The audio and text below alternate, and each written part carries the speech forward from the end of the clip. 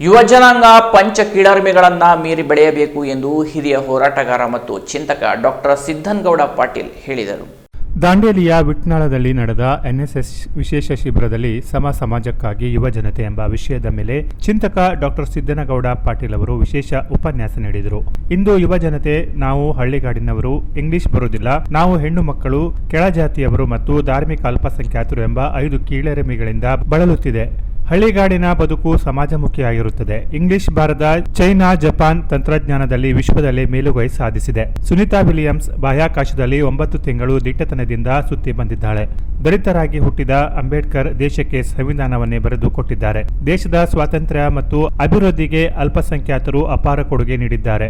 ಈ ಪಂಚ ಕೀಳರಿಮೆಗಳನ್ನು ಮೀರಿ ವೈಚಾರಿಕವಾಗಿ ವ್ಯಕ್ತಿತ್ವವನ್ನು ರೂಪಿಸಿಕೊಳ್ಳಬೇಕಿದೆ ಎಂದರು. ಇನ್ಯಾವುದೋ ಜಾತಿಯಲ್ಲಿ ಹುಟ್ಟಿದವರು ಪವಿತ್ರ, ಇನ್ಯಾವುದೋ ಜಾತಿಯಲ್ಲಿ ಹುಟ್ಟಿದವರು ಕೀಳು ಅಂತಕ್ಕಂಥದ್ದಿದೆಯಲ್ಲ, ಇದು ಬಹಳ ಅಪಾಯಕಾರಿಯಾಗಿದೆ. ಯಾಕೆ ಅಂತಂದ್ರೆ ನಾವು ಯಾರು ಅಪ್ಲಿಕೇಶನ್ ಹಾಕೊಂಡು ಇಂಥ ಜಾತಿಯಲ್ಲಿ ಹುಟ್ಟಿದವರಲ್ಲ.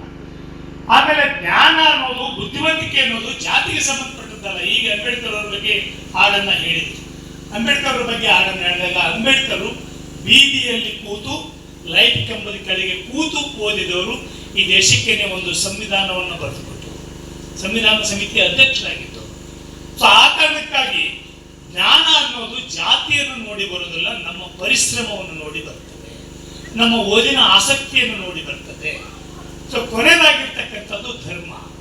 ಈ ಧರ್ಮ ಅಂತ ಅನ್ನೋದು ಇದೆಯಲ್ಲ, ಆ ಧರ್ಮದಲ್ಲಿ ಹುಟ್ಟಿದವರು ಶ್ರೇಷ್ಠ, ಈ ಧರ್ಮದಲ್ಲಿ ಹುಟ್ಟಿದವರು ಶ್ರೇಷ್ಠ.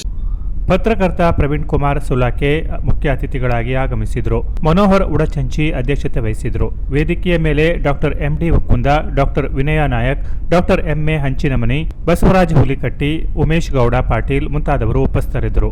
ಬಸವರಾಜ ಮತ್ತು ಅಂಕಿತಾ ದಳವಿ ಕಾರ್ಯಕ್ರಮ ನಿರೂಪಿಸಿದರು. ಶ್ರುತಿ ಸ್ವಾಗತಿಸಿದರು. ಅಮೃತಾ ಪಟ್ಟೇಕರ್ ಅತಿಥಿಗಳನ್ನು ಪರಿಚಯಿಸಿದರು. ಅನುಷಾ ವಂದಿಸಿದರು. Canara plus news, Dandeli.